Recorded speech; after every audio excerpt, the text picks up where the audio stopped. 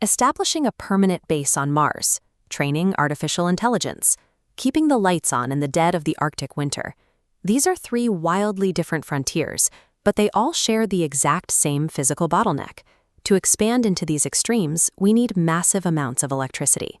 The problem is, our most popular renewable energy sources, solar and wind, rely entirely on cooperative weather. And cooperative weather does not exist in a Martian dust storm or during a 6-month Arctic night. Historically, we've bridged that gap by hauling diesel generators to the edge of the map, but transporting liquid fuel across a frozen tundra is a logistical nightmare, and launching thousands of gallons of it into space is prohibitively expensive. Look at this facility. A traditional plant takes decades to build, costs billions of dollars, and must be built directly next to a massive natural water source to cool the core. That requirement makes them useless in a desert or an off-grid outpost. Conquering these frontiers requires taking our most energy-dense fuel and repackaging it into a drop-anywhere, plug-and-play product. Enter the micro-modular reactor. Instead of a sprawling industrial complex, the entire physical footprint of a microreactor fits inside one of these. Despite that tiny size, a single unit generates a steady 1 to 20 megawatts of electricity. It operates essentially as a thermal battery, providing continuous power for up to 8 years before it ever needs to be refueled. Look at an isolated microgrid in the Canadian Arctic. Communities here rely entirely on diesel fuel that has to be flown or shipped in during a narrow summer window. A single microreactor eliminates that vulnerable supply chain entirely. Placing a nuclear reactor near an isolated town is possible because of a core engineering concept called passive safety. This is how these systems operate without those massive concrete cooling towers. This diagram shows the inner workings of a passively safe core. Instead of using water, these reactors use advanced coolants like liquid metal or molten salt. As the core heats up, the liquid naturally rises, cools, and falls back down. The flow is driven entirely by heat convection and gravity.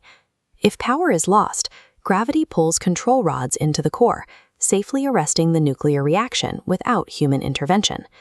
By relying on the laws of physics rather than mechanical pumps and human operators, we can safely deploy true off-grid power generation anywhere on Earth.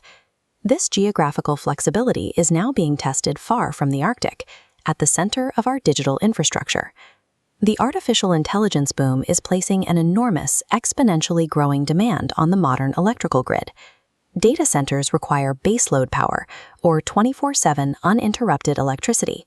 If the power dips for even a fraction of a second, algorithms crash and data is corrupted. Solar and wind, which rise and fall with the weather, cannot guarantee that stability on their own.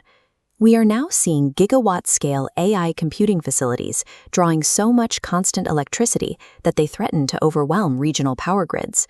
This is why tech giants like Amazon, Google, and Microsoft are bypassing standard grid limitations.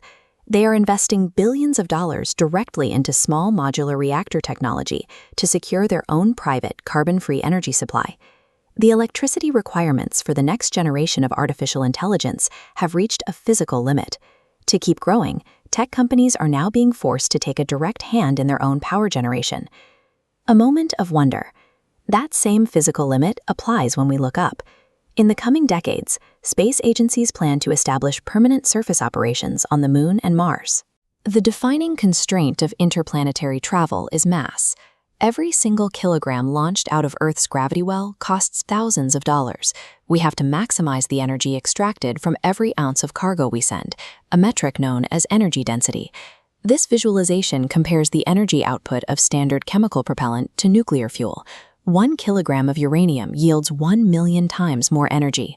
Additionally, chemical fuels require atmospheric oxygen to combust. A closed-loop microreactor functions perfectly in a vacuum. Without a power source providing massive amounts of heat and electricity from a tiny amount of mass, a permanent human footprint off-world is effectively impossible. Traditional nuclear power was always treated as a bespoke civil infrastructure project. Every plant was custom designed and built from scratch on site. Small modular reactors change that logic by turning nuclear power into a standardized, mass-produced product. By assembling these modules on a factory line, developers avoid the construction delays and massive financial risks that have historically plagued legacy power plants. And while the commercial factory model is new, the physics of compact reactors are well tested.